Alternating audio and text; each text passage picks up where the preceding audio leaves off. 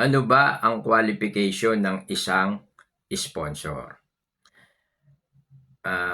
Depende sa klase ng sponsor, sabihin nating relatives, APAM, kaibigan. Ang kaibigan ba ina-allowed na maging sponsor? Yes. Yes po, pwede yun. Pero dapat may mga criteria, no? Una-una, kung yun kaibigan mo. Yung relatives ibang ano yun iba ang criteria, no. Of course, pag Dubai, first degree, second degree, yun lang ang pinapayagan.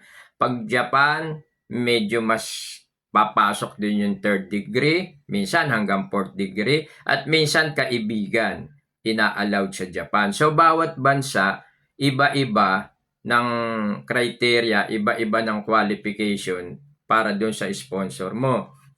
Pero ang pag-usapan natin yung kaibigan, no?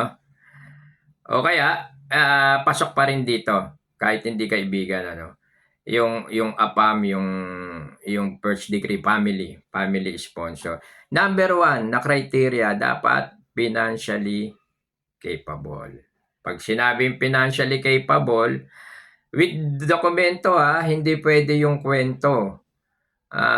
Kinakailangan ng napakaraming dokumento galing dun sa mismong sponsor mo. Kung nasa abroad man yung sponsor mo, definitely, at lalo't may visa, definitely ipapadala dito yan. Pause natin saglit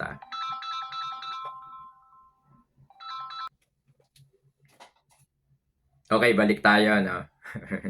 Na-distract ako dun sa tumawag yung criteria ng sponsor. Halimbawa, sabi ko nga, financially capable. Kinakailangan ng napakaraming dokumento niyan. And then, proof of relationship. Ito na, papasok na tayo sa proof of relationship. Kung yan, kaibigan mo, local local, pag-usapan natin. Kung kaibigan mo yan, kailangan meron kang matibay na proof of relationship.